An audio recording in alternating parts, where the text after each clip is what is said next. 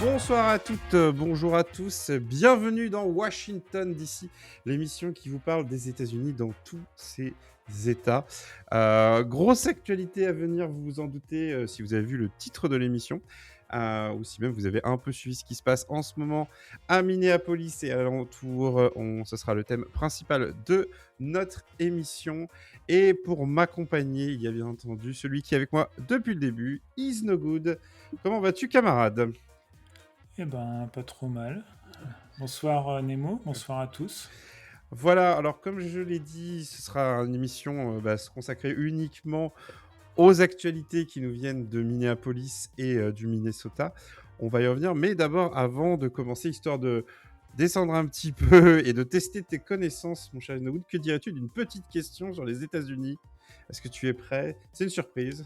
Allez, c'est parti. Allez, top! Quel président des États-Unis a présenté en janvier 1918 son programme des 14 points présentant ses solutions pour à la fois mettre fin à la Première Guerre mondiale et reconstruire l'Europe? Alors, c'était Wilson. Voilà, l'indice était les initiales de son prénom et de son nom sont identiques, c'était Woodrow Wilson. Voilà, c'était la question une des questions faciles du jour de la table des savoirs et j'ai pas su répondre. Voilà, ce qui prouve que tu es vraiment la tête pensante de cette émission. Et qui t'a donné des initiales, celles qu'on a beaucoup entendu parler, et pour de mauvaises raisons ces derniers temps, c'est ICE, LICE. Est-ce que tu peux nous en parler parce que cette police est au cœur des actualités tragiques du Minnesota qui impactent l'intégralité de la vie politique américaine, mais également la vie des Américains. Oui, l'ICE, c'est l'Immigration Custom. Custom Enforcement, si je me souviens Ouais, bien. j'ai révisé un peu avant de venir. Ouais, ouais. C'est en gros la police de l'immigration qui dépend depuis les années Bush Depuis Junior. les attentats du 11 Voilà, septembre, en fait. voilà, depuis 2001, ça dépend du DHS, qui est le Department of Homeland Security, qui est en gros une sorte de méga agence de sécurité, une sorte de direction de la sécurité intérieure, en fait. Voilà. Et, euh, et donc, avant ça, il y avait différentes agences qui défendaient de différents ministères, et donc ça a été regroupé dans un objectif de lutter contre le terrorisme, Et bien enfin entendu, officiellement, voilà. le terrorisme pour l'extrême droite passe toujours par l'immigration, hein, Oui, bien évidemment. disons-le. Et cette agence, donc l'ICE, qui regroupe un peu, qu'on pourrait comparer désormais à la police privée de Donald Trump, hein, Mhm. on va pas se cacher, elle a eu un budget absolument incroyable qui a été voté en 2025. C'est l'agence qui est je crois que c'est la plus grande agence des États-Unis, quoi, au final. Elle a connu une explosion de son budget. Donc, alors, ils sont en cours de recrutement, hein. Ils ont pas, ils ont d'ailleurs un peu de difficulté à atteindre leurs objectifs de recrutement. Ils sont pas très regardants, ce qui est un autre problème. Mais voilà, on y reviendra sans doute. Mais quand certains se demandent ce que sont devenus ceux qui ont assailli le Capitole le 6 janvier 2021, la réponse est ils se sont engagés dans l'ICE. Mm. Sachant que quand je dis c'est l'agence la plus fondée, c'est l'agence, bien entendu, quand je dis ça, c'est de l'agence de police, quoi. Enfin, Oui. pas comment dire autrement. Alors théoriquement, elle a des, en fait, théoriquement, elle a des pouvoirs qui sont relativement limités, c'est-à-dire que elle ne doit pas, elle n'a normalement pas le droit de rentrer chez les gens, d'arrêter des citoyens américains. Elle ne doit s'occuper que en fait des personnes en situation irrégulière sur les territoires américains. Et normalement, aux États-Unis, les contrôles aux faciès, par exemple, sont interdits. Bon, c'est très théorique, surtout depuis que la Cour suprême a été, comment dire, très accommodante avec Trump. et, euh, et où en fait ce qui se passe aujourd'hui, c'est que ben, l'ICE débarque quelque part, fait des rafles, rentre chez les gens, arrête tout et n'importe qui à la tête. Et en fait, Quand tu dis à la tête, c'est les Noirs et les Arabes et ouais, voilà. voilà, Et, les gens qui sont pas blancs, quoi. tous les gens qui sont pas blancs, euh, donc les agents de l'ICE sont masqués, ne portent pas d'identification, Mm. Qu'est-ce qui pourrait mal euh, se passer? voilà, sont armés, utilisent des voitures banalisées, et en fait, c'est à peu près impossible de les distinguer de criminels qui enlèveraient des gens dans la rue, quoi. Bah, d'ailleurs, il y a des vidéos et on n'a pas attendu parce que là, on va parler des événements qui ont lieu à Minneapolis, à Saint-Paul et même dans tout le Minnesota. Mais Mm. c'est pas la première fois que là, ici, je crois qu'on en parle d'ailleurs dans cette émission, mais même de manière générale depuis le début du second mandat de Donald Trump, la ICE, avec tout ce que tu viens de rappeler hein, sur le fait que ça agit comme une milice, Ouais. c'est pas la première fois qu'ils font, en tout cas qu'on entend parler dans les infos, quoi. Ouais, et quand je parlais de ceux qui ont assailli le Capitole le 6 janvier 2021, euh, c'est pas tout à fait par hasard. Savoir que l'opération qui a été lancée dans le Minnesota, elle a été lancée le 6 janvier. Oui. Attends, non, ah non, ça a commencé en décembre, l'opération dans le Minnesota. Alors, dans le Minnesota, Ouais. Euh, moi j'avais justement quelque chose par rapport au 6 janvier. oui, Euh, oui, oui, pardon. C'est le 6 janvier. Ils ont commencé à dire qu'ils allaient envoyer beaucoup plus d'agents. ouais, c'est ça. Voilà. Le 6 janvier, ils ont annoncé qu'ils envoyaient 2000 agents dans le Ah, Minnesota. voilà, c'est ça. Mais après, en fait, ça fait partie d'une plus grosse opération, donc qui s'appelle l'opération Metro Surge. Je Mm. ne sais pas trop comment traduire ça, mais grosso modo, c'est pas la première fois que la ICE et des agences apparentées font des opérations d'intimidation dans des grandes villes démocrates où, bah, en gros, l'objectif c'est de faire peur et sous prétexte Voilà, d'arrêter des clandestins. ça a commencé l'année dernière avec le déploiement en fait de la mobilisation de la garde nationale.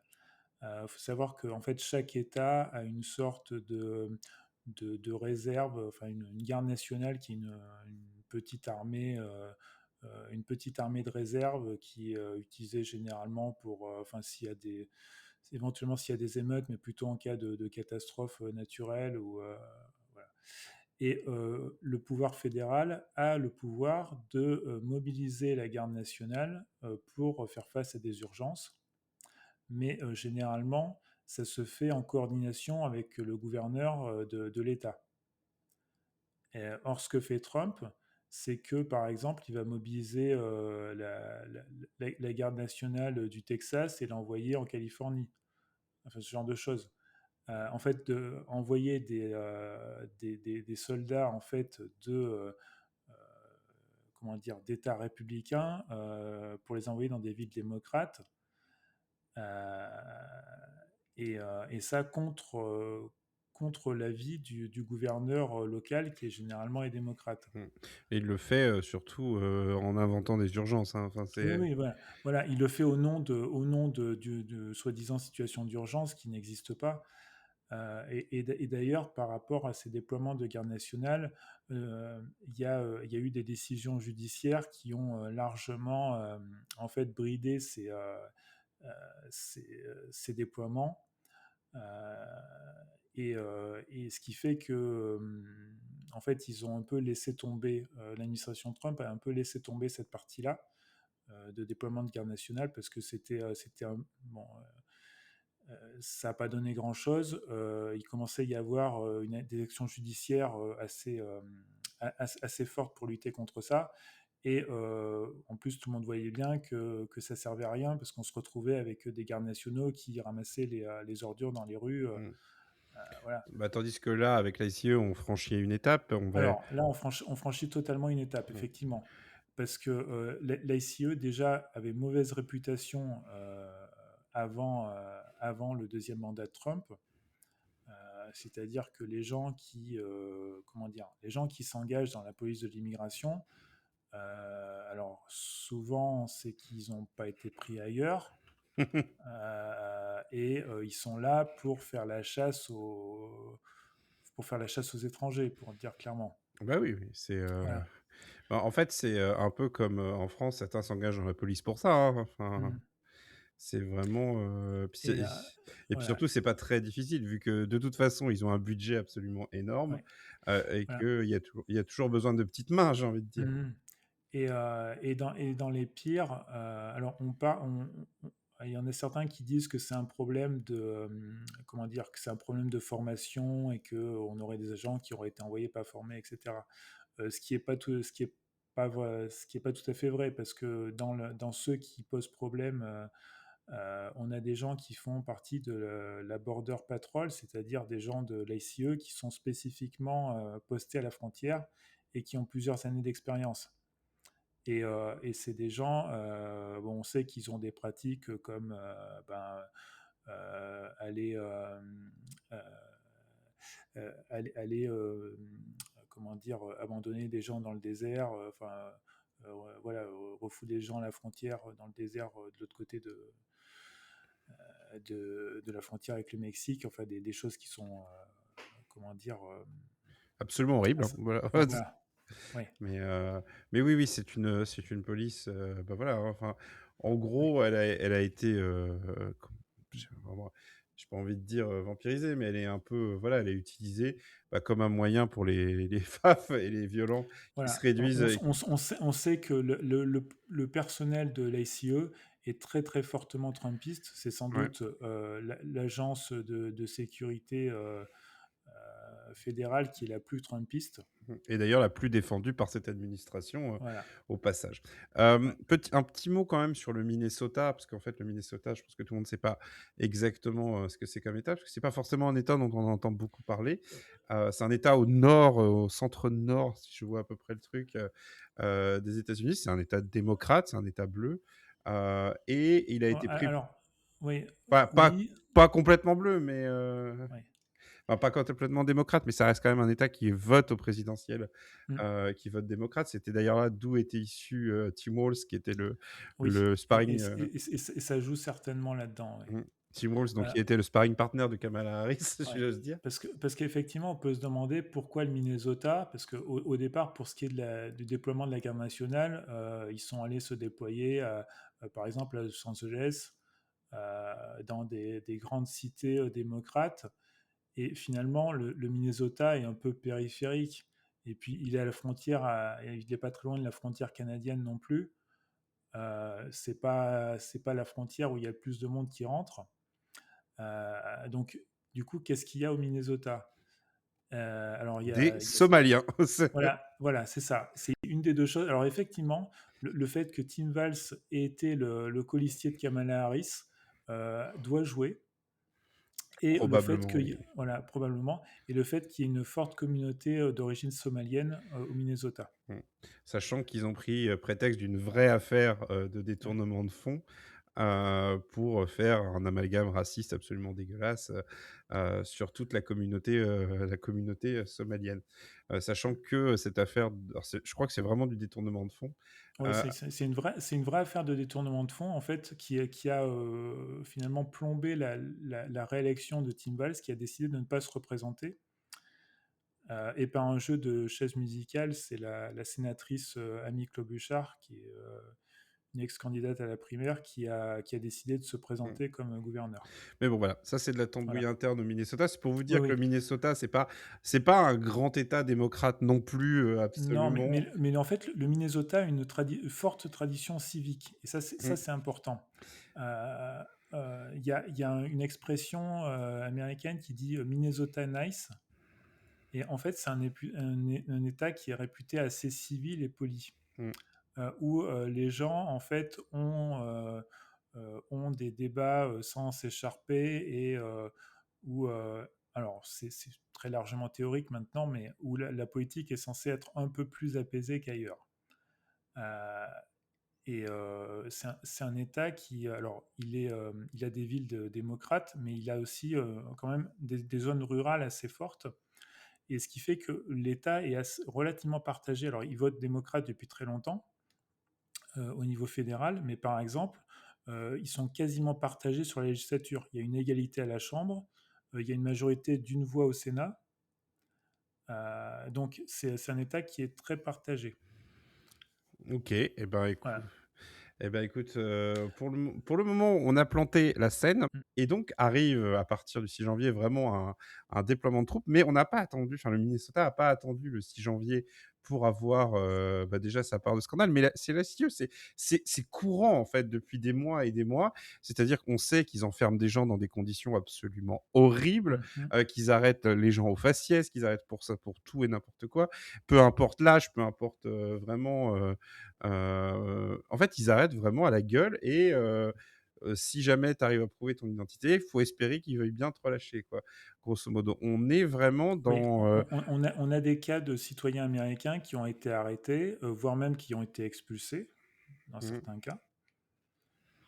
alors qu'eux, Heu, ils sont oui, citoyens et citoyennes oui. américains. Et Alors et et d'ailleurs, il y a beaucoup de personnes qui en sont en situation régulière et qui ont été arrêtées par la ICE où, ils révoquent les visas sous différents prétextes. Ça avait commencé en fait par, l'arrestation d'étudiants, ayant participé à des manifestations, pro-palestiniennes. mmh. Et ça vise tout simplement tout ce qui concerne des figures de gauche et Ouais. enfin de la gauche américaine, mais de la figure de gauche, Mmh. malgré tout et voilà, donc on est sur vraiment une police qui est en roue libre, qui est soutenue, de manière absolument aveugle, par, le gouvernement trumpiste. Sauf que il va commencer au Minnesota, la situation va commencer à s'envenimer.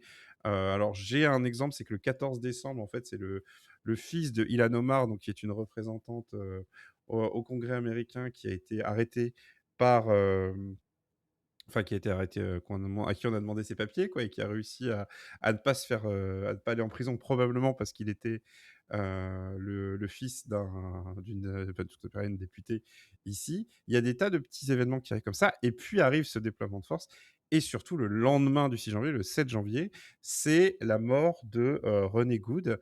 Donc Renée Good, c'était une infirmière, non, c'est pas elle l'infirmière, pardon. C'était, comment dirais-je? Je ne sais plus ce qu'elle était avec tout ce qui s'est passé. Mais en tout cas, c'est C'était une écrivaine, mmh semble-t-il. et après, peu importe qui elle était, de toute Ouais. façon, mais on y reviendra, Oui, enfin, peu oui, importe qui tu es, tu pas à te faire tuer par les flics oui, oui. et on arrive à une affaire où vraiment c'est quelqu'un qui s'arrête sur le côté et qui se fait abattre, par, l'ICE, à bout portant. Mmh. Voilà, sans que, bah, les vidéos parce qu'encore une fois, c'est toute l'importance va être là dans ces vidéos, ce qui fait que les événements dont on vous parle sont filmés, et que, bah, en fait, elle va se faire tuer par plusieurs balles par l'ICE, ce qui va commencer, plus qu'à vraiment chauffer les événements et c'est pas terminé, hein, puisqu'on dénombre un autre mort. Alors je crois, c'est ça, c'était le 24, donc c'est-à-dire avant-hier, puisqu'on enregistre cette émission le 26 janvier. Oui. C'est la mort de Alex Pretty qui lui donc était infirmier, et qui est tué de 10 balles, enfin en fait, d'un nombre incroyable de balles alors qu'il est à terre par cette fois des, agents, de la patrouille des frontières et là encore des vidéos, sont produits, des Mmh. témoignages sont faits et il y a même un témoignage, qui, dit clairement que, enfin dans les 2 affaires, la police du Minnesota, enfin en tout cas la justice du Minnesota ne peut pas accéder au lieu. Il y a même, pour, Alex Pretty le fait que, l'ICE, enfin les agents sur place ont empêché des médecins de venir, le soigner. Enfin pour Alex Pretty. Pour, René Good, c'était déjà le cas, hein. Il y a même un rapport d'un médecin qui a priori, hem, en fait, a signalé qu'elle en fait, elle vivait encore a priori au moment où Mmh. ils l'ont empêchée d'accéder, À des soins. ouais, à des soins. Voilà et donc ça, ce n'est qu'une part enfin ça, ce sont les événements les plus, comment on va dire, les plus symboliques, en tout cas ceux qui ont été le plus, le plus, comment dire, rapportés. Il y a aussi quelqu'un qui est mort en prison, hein, Oui. qui est mort en Texas, qui est, Mmh. voilà, dans une prison de l'ICE. Donc tout ça crée quand même évidemment, bah, des rébellions, des grèves, des protestations. D'ailleurs, le Minnesota est en grève générale, si je dis pas de Oui, bêtises, oui, oui. Il y a était eu une grève générale le effectivement. le 23. Donc on est vraiment dans des événements où on dépasse la simple, voilà, Donald Trump a des réflexes fascistes et cetera. Non, le fascisme, il est là, c'est des choses qu'on connaît, qu'on a déjà vues par le passé, hein. Si vous avez vu le film, c'est Z, je crois, de Costa Gavras, si je dis pas de bêtises, hem voilà, c'est ça, de Costa Gavras, Z, sur, les flics qui assassinent et qui empêchent d'accéder aux soins et cetera. Bah, voilà, que dire de plus si ce n'est que la situation est très grave et qu'elle sert un peu, j'espère qu'elle servira de révélateur à ce qu'on dit depuis plusieurs Oui, émissions, alors, à il savoir y a que, bah, les États-Unis ont basculé dans le fascisme, tout ouais. simplement, dans de nombreux endroits. Alors, il y a différentes, différentes théories qu'on peut citer parce que il y avait sans doute cette idée que, l'administration Trump, elle cherche le conflit. Donc en fait, elle cherche à ce que les gens, résistent pour justifier, la loi martiale et un déploiement de l'armée. Mmh. Ce Ce qu'il a encore est une méthode déjà connue, déjà Oui, oui, éprouvée, oui. par les autorités, enfin, par les gouvernements fascistes, quoi. Voilà. Ce qu'il y a, c'est que les 2 dernières personnes à avoir été assassinées, sont 2 personnes blanches, avec, comment dire? Deux profils, qui sont, bien qu'ils aient essayé, hein, c'est difficile de les faire passer pour des terroristes. Mais c'est le discours de l'administration, hein. C'est quand même le discours de l'administration. Alors qu'on a, une femme qui venait de poser son fils à l'école, et un homme qui faisait que filmer une intervention. Voilà. Et qui était urgentiste, enfin, infirmier urgentiste. Euh, C'est pour vous dire et le voilà. niveau des gars qui sont là, qui sont dans ces unités. C'est-à-dire qu'ils en sont à faire, des assassinats devant témoins, enfin, parce que vraiment il y a des témoins, en plus il y a pas que des vidéos Mhm. et ils y sont à plusieurs contre, un et vraiment, rien à foutre, quoi. C'est assez impressionnant. Moi j'aimerais bien insister là-dessus parce que, la presse a tendance à un peu, on va dire, essayer de mettre des mots là-dessus qui ont un peu tendance à euphémiser le truc, mais, sans avoir vu les vidéos, dites-vous bien que c'est des massacres. Enfin, c'est vraiment, Ouais. c'est des personnes qui Alors, sont là et qu'on voilà. assassine, tout Il simplement. y, a il y a- il y a quelque chose qu'il faut signaler par rapport à l'ex-Preti, c'est que donc il avait une arme sur lui, il avait un permis de port d'armes, donc il avait une arme de façon légale. Il ne s'est pas servi de son arme, c'était son téléphone qu'il avait à la main. Les agents de l'ICE lui ont retiré son arme et ensuite ils Mmh. l'ont abattu. À terre. Voilà, oui. C'est Et, et alors, et ça c'est important parce que ça peut aussi jouer par rapport aux défenseurs du second amendement. C'est-à-dire que là, le droit de porter une arme légalement pour se défendre et défendre la Constitution contre la tyrannie, etc., euh, ça rentre un peu en conflit avec une partie de la base trumpiste. Et, et là-dessus, ça peut aussi être un mauvais calcul de l'administration Trump. Euh, Parce que alors le Minnesota, comme je disais, c'est un État qui est un peu partagé, où il y a aussi beaucoup de zones rurales, et comme dans ces États, enfin, ou un peu plus à l'ouest, il y a beaucoup de personnes qui ont des armes, éventuellement pour la chasse ou pour se défendre ou pour diverses raisons, et qui sont très attachées à ce droit de porter une arme. Et si vous avez, comment dire, une personne totalement innocente, blanche, portant une arme légalement, et dont l'administration vient de dire, ah ben, elle était armée, donc c'est normal qu'on la batte, il ça y a va une pas le faire. certaine Ça va voilà, pas le faire. il y a une certaine dissonance. Oui, ça va pas le faire. Non, mais de toute façon, Voilà. on voit bien que l'administration Trump est vraiment alors ils sont plus embêtés par ce deuxième meurtre parce que, ce deuxième assassinat, pardon, parce qu'en fait, ils savent plus quoi dire et même Trump, en fait, parle plus vraiment. Mmh. C'est un peu, ces sous-lieutenants qui vont au charbon et je pense même que côté républicain, il va comme tu disais, ça va commencer à poser un vrai problème parce que ça se voit et c'est ça qui est horrible, en fait. C'est-à-dire que, c'est de se dire qu'effectivement, il y a je ne sais pas de combien de personnes racisées, des probablement des milliers et des milliers qui sont dans les geôles de la ICE et il y a pas grand-chose qui se passe. Par contre, si c'est, 2 blancs qu'on assassine, surtout dans les conditions que tu viens de décrire, là, ça commence à poser un problème politique et c'est très bien que ça pose un problème politique. C'est juste que, là, c'est juste que c'est aller juste un chouïa plus loin pour que ça se voit et encore, il faut voir, je sais pas si tu as vu cette capture d'écran absolument incroyable de BFM TV qui pose la question: «Est-ce qu'en France aussi, il nous faudrait une police de l'immigration?» Mais, Mmh. c'est enfin, je vais Ah pas bah, revenir sur la presse qui ouais. souvent est quand même assez en dessous de tout là-dessus, surtout, Oui. particulièrement la presse française, même si la presse américaine n'est pas forcément ultra ouf, non plus là-dessus. Mais est-ce que pour toi, c'est pas quand même un moment de bascule, auquel on est en train d'assister et ou alors peut-être que, bah, juste, il va y avoir un pic là qu'on est en train de voir et que ça va un peu se calmer, bah, notamment parce que, les États-Unis sont sous le froid et la neige en ce moment?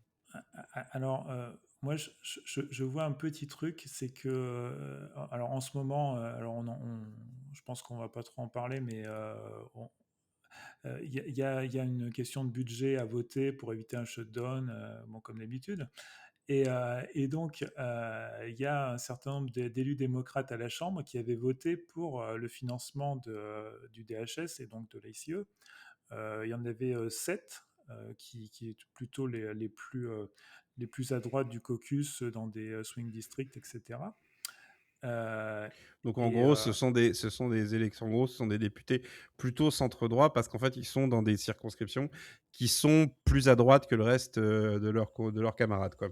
Voilà. Et bon, et d'ailleurs, le leadership démocrate, au moment de voter ce financement à la Chambre, ils n'ont pas imposé, euh, ils n'ont pas imposé le vote. C'est-à-dire, ils ont pas dit au caucus, ben, voilà, c'est la position, vous votez contre, et ainsi de suite.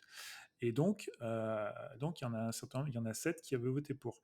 Et là, il y a une forte pression qui est en train de monter. Et il y en a déjà 2 qui ont dit qu'ils regrettaient leur vote et qu'ils n'avaient pas pris conscience de truc. Et on sent que il y a des remontées des électeurs qui disent que là, c'est pas un petit sujet et que c'est quelque chose qui compte vraiment pour la base et que même probablement une partie des électeurs républicains ne sont pas à l'aise avec ce qui se passe. Mais du coup, la vraie question maintenant qui se pose, puisqu'on parle des réactions, c'est que voilà, il y a, ce meurtre absolument terrible, il y a le fait que ça dure depuis, bah, presque, 1 mois maintenant. Est-ce que l'administration Trump va s'enfoncer dans ce bourbier et va se dire que c'est vraiment la bataille qu'ils veulent mener, pour aller jusqu'au bout, de la fascisation du pays? Ou est-ce qu'ils vont reculer, là-dessus? Est-ce qu'ils vont alors est-ce calmer le jeu, c'est un bien grand mot, mais où est-ce qu'ils vont juste enlever, les flics d'endroit? Parce que, bah, disons-le, enfin, ça a un potentiel, si jamais ils insistent, ça a un potentiel de guerre civile parce que la population Ah, là-bas va pas se laisser faire. voilà, comme je disais, il y a quand même pas mal de gens qui ont des armes et au Minnesota aussi. Mmh. Et au bout d'un moment, si vous avez des gens masqués et armés qui essayent de rentrer chez vous de force, ben, On il y arrive a à des s gens, on arrive au scénario du voilà, second amendement, c'est ça qui est fou, quoi. voilà, c'est ça, c'est ça. Il y a des gens qui risquent de se défendre et d'autant plus qu'il y a aussi des criminels qui se font passer pour des agents de la SIE pour commettre des cambriolages. Voilà, c'est Excusez parce que, bah oui. excusez-moi, qu'est-ce que vous venez faire ici? Je viens juste pour vous piquer votre blé. «Ah ça va, Ouais. j'ai cru que vous étiez un flic». C'est vraiment Et, alors il y a dans certains États comme la Floride, il y a des lois qui s'appellent Stand Your Ground, où en gros, bah, vous avez le droit d'abattre tout simplement quelqu'un qui vous attaque dans la rue. Ça c'est pas partout et pas au Minnesota. Par contre, il y a quelque chose qui est assez répandu qui s'appelle la Castle Doctrine, qui mmh. dit que en gros, vous êtes chez vous comme dans votre château et vous avez le droit de vous défendre contre les intrusions. Donc dans la plupart des États, abattre un cambrioleur est légal. Mmh. Et puis, bah, surtout, ben, au-delà de ça, parce que ça, c'est de la défense individuelle, mais on peut Oui, penser à des mouvements, qui pourraient se regrouper, de citoyens qui pourraient se regrouper. Même si les mmh, victimes sont blanches, il y a forcément d'autres ouais. victimes qui sont d'autres couleurs et que les Black Panthers ont jamais vraiment disparu. On va Ouais, pas alors et d'ailleurs, il y a un truc, alors ils sont résiduels, on va dire, mais il y a un truc intéressant à savoir, c'est que, il y a eu une époque où il y avait, une interdiction de vente, de fusils d'assaut. Et en fait, ces limitations de la circulation et de la vente des armes à feu sont arrivées à la fin des années 70, justement en réaction aux Black Panthers. Et c'est au moment où en fait les Black Panthers n'existaient plus et que les minorités armées ne semblaient pas représenter une menace, qu'il y a eu une grande libéralisation de la vente d'armes, sous pression de la NRA, etc. Euh, mais si jamais il y a des minorités qui commençaient à s'armer, on peut se dire que le débat sur la vente d'armes pourrait tourner dans l'autre sens. ouais. Et surtout, là, je suis en train de regarder parce que je me semblait qu'il y avait vu. Apparemment, il serait en train de ch il y a en gros, la direction de l'ICE serait un peu en train de changer au Minnesota. Il y aurait des échanges entre la Maison Blanche et les autorités, du Minnesota. Mais il y a des vraies questions sur qu'est-ce que font les autorités du Minnesota, parce que Mmh, effectivement, est-ce que alors on sait qu'ils voudraient enquêter sur les assassinats, sachant qu'il n'y a pas de délai de prescription pour les meurtres. mmh, Donc, même si les preuves sont difficiles sont difficiles à collecter, il y a quand même un certain nombre de vidéos. Euh, le- Comment dire, l'identité des agents, elle finira par être connue si elle ne l'est pas déjà, et on peut imaginer qu'ils seront poursuivis. mmh.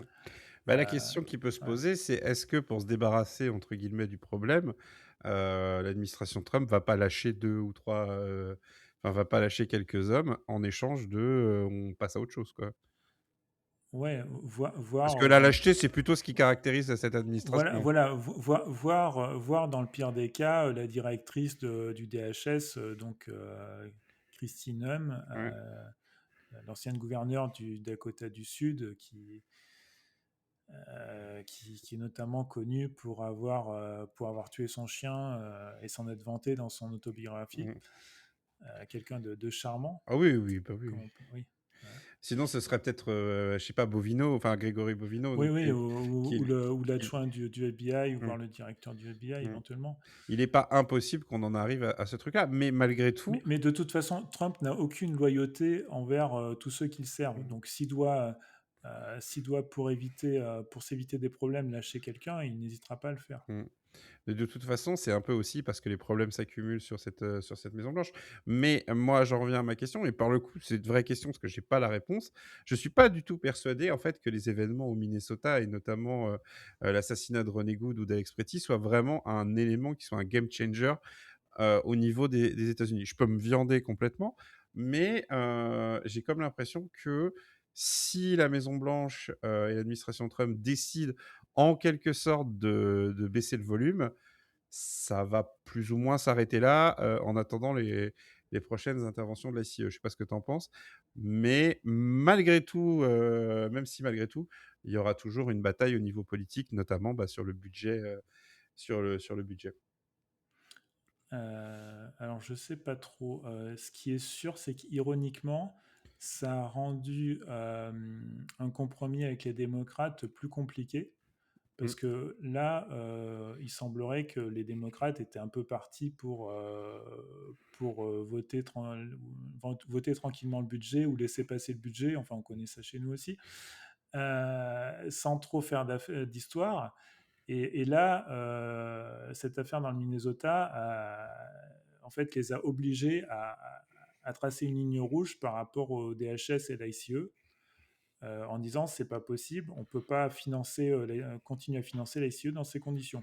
bah, sachant que financer la ICE, on va le rappeler, hein, c'est quand même financer des mecs qui enlèvent des gens en pleine rue, Vraiment, faut le qui répéter, hein. qui construisent des camps de concentration. Voilà, qui construisent des camps de concentration, qui font des rafles, enfin voilà, avec, sans être identifiés, avec, qui sont masqués. Faut vraiment se laisser imprégner par le truc et se dire: «Non mais en fait, ça, on le connaît et on sait très bien ce que ça rappelle». Enfin, je veux dire, je sais très bien que les États-Unis ont pas eu la Gestapo, qu'ils ont plus eu des mecs qui étaient chargés d'aller chercher les esclaves en fuite, Oui. mais on est dans ces activités-là. En fucking 2025-2026, on est vraiment dans ces activités-là et c'est pour ça aussi qu'on rappelle dans cette émission à chaque fois de ne pas aller aux États-Unis. Vraiment, n'allez pas aux États-Unis en ce moment.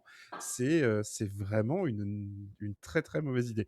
Je voudrais quand même continuer un petit peu sur les démocrates parce que les démocrates, pour eux, j'ai envie de dire de manière tragique, c'est un couloir. Enfin, ils ont comment dire, une piste entière pour s'envoler. J'ai quand même pas l'impression que ce soit forcément le sujet qui les mette le plus à l'aise. En tout cas les hautes sphères, on va dire, du parti. Oui, bah, il y a toujours cette peur, d'apparaître, comment dire? D'apparaître trop laxiste vis-à-vis de l'immigration. Et il y a un certain nombre de dirigeants démocrates qui pensent qu'ils ont, perdu l'élection, par rapport à la frontière, heu, et à l'immigration. Ce qui, je pense, est une erreur parce que de toute façon, les gens qui sont focalisés sur l'immigration et la frontière, quand même relativement peu de chances qu'ils votent démocrate. Mmh. Et par contre, ceux qui étaient plus sur l'inflation, le coût de la vie, donc je pense qu'il y a une certaine erreur là-dessus. Ceci dit, il y a une propagande médiatique qu'on connaît bien aussi, hein, Ouais. qui consiste à présenter l'immigration comme un énorme problème. Avant chaque élection, on nous parle de caravanes de migrants Oui. Qui apparaissent, qui voilà, arrivent là d'un coup. qui arriveraient vers la frontière, etc. Des choses qui ne reposent absolument sur rien, ou qui n'ont absolument rien à voir avec la situation en cours. Euh, et donc, on a en fait les démocrates qui sont terrorisés par Fox News et par les Mmh. podcasteurs d'extrême droite. Et un certain nombre se sont persuadés qu'il fallait absolument pas apparaître laxiste sur l'immigration et que si commençaient à dire non, mais faut pas s'y prendre comme ça, ils allaient perdre des voix. Et je pense que c'est une erreur. Mmh. Il y a aussi quelque chose qui fera aussi écho à une mentalité chez nous, des gens qui pensent qu'il fallait absolument un budget, sinon Trump aurait pu faire n'importe quoi et couper dans les budgets comme il voulait. Le résultat, c'est que C'est qu'ils coupent dans les budgets comme ils C'est veulent. que Trump a eu son budget et il coupe il coupe dans les départements comme il veut quand même. Mmh. Voilà. Et bah, voilà. Et ben, je pense que, alors moi, que tu as quelque chose à rajouter sur le sujet, j'avais prévu de faire un peu, est-ce que les États-Unis sont en direction vers une guerre civile? Alors c'est moins le cas aujourd'hui, au moment où on enregistre, qu'au moment où j'avais écrit le Mm. sommaire, parce qu'on a quand même pas mal de news qui où tu l'as très bien décrit, où on sent qu'il y a quand même une crise de confiance, même à l'intérieur, de l'extrême droite ou même à l'intérieur du gouvernement et surtout, bah, il y a quand même des tas d'autres sujets qui arrivent pour ce gouvernement. Il y a les relations avec le Canada là, Ouais. qui sont en train de revenir sur le devant de la scène. Je Et- parle même pas de l'affaire du Groenland qui a occupé une place médiatique absolument dingue pendant ça, de l'enlèvement de Maduro dont on n'a plus entendu parler depuis. Hein, je sais pas, ouais. peut-être qu'il a disparu lui aussi dans Bon, une prison de probablement que le l'estuaire. procès va durer des années. Enfin, voilà. Ouais. Et donc voilà, donc c'est un peu l'état, des États-Unis. Est-ce que je pense qu'on va pas aller plus loin. Ça me semblait intéressant quand même de faire une émission un petit peu spéciale sur ce point-là, parce que, moi, quand je vois ça, c'est vraiment, bah, c'est un peu la concrétisation de beaucoup de choses dont on a discuté, bah, tout au long de ces mois, bah, de retour de fin de cette année, de cette première année du second mandat Trump. Là, on arrive vers véritablement un peu une explosion et se demander alors est-ce que l'administration, tu disais, voulait augmenter la tension. Peut-être qu'ils ont augmenté ça d'un peu trop fort. Mais Oui, est-ce qu'au mais final, je pense qu'ils l'objectif, ont. c'est... Attends, je finis juste. Ouais. Est-ce qu'au final, l'objectif, c'était pas surtout d'augmenter la tension tellement que ça annulerait les élections de mi-mandat? Alors, il y a un point intéressant où, en fait, quelqu'un de l'administration, je ne sais plus si Christinum, qui a dit ouais, il faudrait faire, pour baisser la tension, il faudrait que vous répondiez à nos demandes de nous donner les données sur les listes électorales. Parce qu'il y a ça, en fait, il y a. euh, on parle d'annulation des élections, mais c'est pas comme ça que ça marche. En fait, les élections, elles sont organisées par chaque État. Et c'est chaque État qui a ses listes électorales, ses procédures de vote, ses bureaux de vote, etc., et qui organise les différentes élections. Mais l'administration Trump cherche à mettre la main sur les données d'organisation des élections, pour sans doute pour savoir qui est-ce qu'il faudrait, où est-ce qu'on pourrait faire pression pour aller mettre des patrouilles le jour du vote, par exemple, ou, ou aller essayer de faire pression pour purger les listes électorales, ce genre de choses. Euh, mais euh, il y avait cette idée, comme je disais au début, de provoquer un incident pour voir si on pouvait justifier l'utilisation d'une loi qui s'appelle l'Insurrection Act, qui en gros permet de déployer l'armée pour faire face à une insurrection. Mais il y a sans doute une erreur dans le fait d'avoir attaqué le Minnesota. Parce que autant des émeutes à Los Angeles, voilà, ça arrive. Autant dans le Minnesota, comme je disais, ce concept de Minnesota Nice, en fait, les gens du Minnesota, ils sont réputés comme étant civiques et civils. Et donc, on a des gens qui s'organisent, qui ont une solidarité de quartier, qui vont prendre des sifflets et signaler quand les agents de l'ICE arrivent, qui vont aller faire les courses pour leurs voisins. Euh, Et, et ils vont pas sortir des armes pour tirer sur les agents de la SIE, quoi. et, C'est pas ça qui se passe. et c'est surtout, il y a, je lisais ça il y a pas longtemps, mais c'est vrai que c'est aussi un des angles morts de la pensée d'extrême droite, c'est-à-dire que quand ils font face à ce genre de mouvement civique, ils Mhm. comprennent pas, parce qu'en fait, ils se disent, mais pourquoi ils les aident? Ils ont rien à y gagner. Parce qu'en fait, quand tu es dans Oui. une mentalité de gros con qui est en mode tu fais jamais rien que les choses que pour toi-même, et que la notion de communauté ne te parle pas du tout, en fait, que l'empathie est quelque chose à laquelle tu es complètement allergique ou tu t'es complètement fermé, bah, tu peux pas comprendre l'idée que des gens ne le font pas parce qu'ils sont payés ou parce qu'ils ont un avantage à gagner, mais simplement ils le font parce qu'ils sont civiques et parce qu'en fait ils ont pas envie de vivre dans cette société de merde où c'est chacun pour soi et où tu peux te faire abattre à bout portant parce que tu es en train de filmer les flics. Et c'est aussi un peu, c'est peut-être aussi un révélateur de ça en fait, Mhm. le Minnesota. Et je pense que là où je te rejoins, c'est que je pense qu'effectivement, comme il y a cet angle mort dans leur idée, ils n'ont pas pensé une minute que ça pouvait arriver. En fait, je pense qu'ils ne peuvent pas s'imaginer que des gens sont solidaires entre eux quand ils sont attaqués. Et qu'ils vont le faire par la force, ils vont le faire par le harcèlement, etc. Et peut-être que au final, plutôt que la guerre civile, qui reste un scénario quand même assez pas probable, mais qui reste un scénario possible dans les futurs mois à venir aux États-Unis.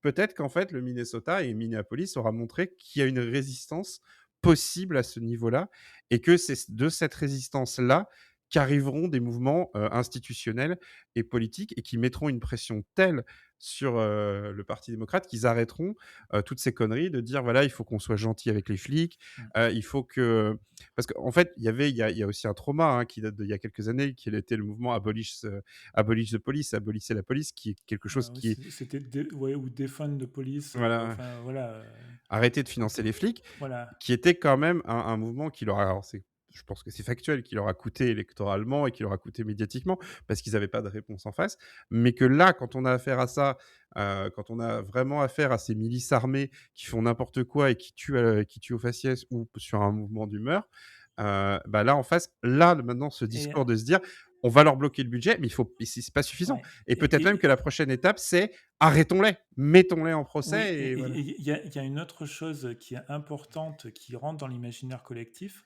c'est que on a la police locale qui est contre les fédéraux. Et en Mm, fait, la police locale qui voulait enquêter, qui est bloquée l'accès à la scène de crime. Et cette idée des fédéraux qui viennent contre les administrations locales, ça résonne aussi à droite, ça. ouais. C'est pas l'idée que les fédéraux débarquent et font la loi. Il y a aussi des gens à droite à qui ça plaît pas. Et pour le coup, c'est ça, on retombe aussi sur cette histoire de port d'armes. Euh, Peut-être que dans la base républicaine, peut-être ça passe pas très bien non plus. Mm. Oui, parce que en fait, ils pourraient se retrouver avec une espèce de coalition un peu, bah, qui est pas nouvelle aux États-Unis, hein, mais qui serait une espèce de coalition un peu bizarre entre d'un côté, bien entendu, bah, tous les démocrates, tout ce que concerne tout ce qui est à gauche, etc., mais aussi les libertariens, parce que je pense pas que les libertariens soient très contents de ce qui se passe. Non. Parce que dans leur logique de taré, tout ce qui vient de l'État est mauvais. Donc en gros, si on commence à avoir des polices, des polices politiques et des polices, des milices fédérales, ça va, ils vont pas aimer. Et comme tu dis également, une partie de l'extrême droite aussi, très pro-gun, etc. Mais bon, voilà, de toute façon, ceux-là, on peut pas trop savoir ce qui en arrive. Mais d'ailleurs, je pense que le mouvement de recul qui commence à venir de l'administration vient aussi de ça. Et il n'est pas impossible aussi de dire que des grandes entreprises économiques ont commencé à dire non, mais il va falloir arrêter parce que ça, c'est pas bon pour le business, quoi. Oui. Voilà. Je pense que s'il y a quelque chose qui peut avoir un impact, c'est ça aussi, quoi. Ouais, enfin, je mettrais, honnêtement, je mettrais plus d'espoir dans les citoyens que dans les entreprises qui sont quand même Oui, largement bien sûr. couchées vis-à-vis de Trump Bien jusqu'à sûr, je suis présent. totalement d'accord, mais c'est juste Et que les entreprises ouais, détestent le bruit. Donc, oui, oui, si les citoyens font du bruit, en ouais. général, ils aiment pas trop ça. Et, je pense qu'il y a, je trouve qu'il y a quand même de l'espoir dans ce qu'on voit au Mmh. Minnesota. Et, et je dirais malheureusement qu'il y a peut-être plus de capacité de réaction face au fascisme de la population des États-Unis que peut-être la population française. Mmh, ouais. Je le crains. Je le crains et malheureusement Ouais. parce qu'ils en ont une démonstration aussi un peu plus enfin parfois un peu plus brutale Mm. et même si Naël c'est pas si loin que ça, Ouais. mais disons que Naël avait, bah, pour médiatiquement il n'était pas blanc quoi. Hein, si ça rappellera certaines paroles de Pascal Praud, face dans la police face aux agriculteurs. On va peut-être s'arrêter là-dessus, peut-être sur ce message un petit peu d'espoir. Et comme voilà, on n'a pas tout à fait une heure, mais c'est pas très grave. Au moins, on aura parlé en détail du Minnesota et de ce qui se passe. Est-ce que tu veux rajouter un dernier chose ou on passe à la reco culturelle? Non, faudra suivre ce qui se passe. Voilà, bah, vous J'ai inquiétez rien pas, d'autre à dire. on sera là. Alors toi, tu vas t'absenter un petit moment. Je crois que c'est à peu près un mois, si je dis pas de bêtises. Ouais, au moins un mois. Je sais déjà que je ne serai pas disponible au mois de février, peut-être à partir de mi-mars éventuellement. Voilà. Et bah écoute, on te retrouvera quand tu pourras quand on pourra te retrouver. Nous, en attendant, je tiendrai la baraque sans doute dans un format un peu plus compact. Qu'il en soit. Est-ce que tu as une reco culturelle histoire de rebondir dans un monde peut-être un peu plus meilleur que ce qu'on vient de voir? Bah, je vais changer un peu d'habitude. Je vais pas parler d'œuvres culturelles. Je vais parler d'un endroit où j'avais été à l'automne, qui s'appelle l'Espace Rambouillet, qui est en fait bah, à Rambouillet, en fait un parc animalier où il y a en fait des animaux en liberté dans un grand espace. Il y a des cerfs, des chevreuils, des sangliers, etc. Et il y a aussi un très très beau spectacle avec des oiseaux et des rapaces. Et, donc qui est sur le thème en fait d'une personne qui dans le futur qui cherche les derniers oiseaux au moment où il a disparu et au fur et à mesure, on voit les oiseaux qu'ils trouvent, et bon, il y a des rapaces, il y a des chouettes, il y a des hérons, il y a différents oiseaux qui arrivent. Et c'est très très poétique, et c'est très très joli. Et ça m'avait fait du bien, la nature, à l'automne. Je crois que le parc doit rouvrir au printemps. Ouais, parce que je vois qu'il est Ouais. temporairement fermé, mais ça veut dire qu'il Oui, est oui, ouvert. non, mais il est fermé pendant l'hiver, donc à partir du mois de mai, il doit y avoir des petits, c'est toujours mignon, au printemps. Et puis, si vous y allez vers septembre, vous avez le brame du cerf aussi. Ok, bah voilà. Ouais, Eh bah, c'est très cool. Ça s'appelle donc l'espace Rambouillet, bah, qui est, comme son nom l'indique, j'imagine, à Rambouillet. En tout cas, qui est donc voilà, route du coin du bois à Sonchamp, 78 120. c'est pas extrêmement loin de Paris pour ceux qui Qui sont. sont en région parisienne. Ouais, effectivement, de ce que je vois. Et bah, écoute, oui, c'est un très bonne recro. Oui, c'est au sud-ouest, de Paris. Voilà, c'est pas très loin de la 11, venant du Mans. Voilà, bah, très bien.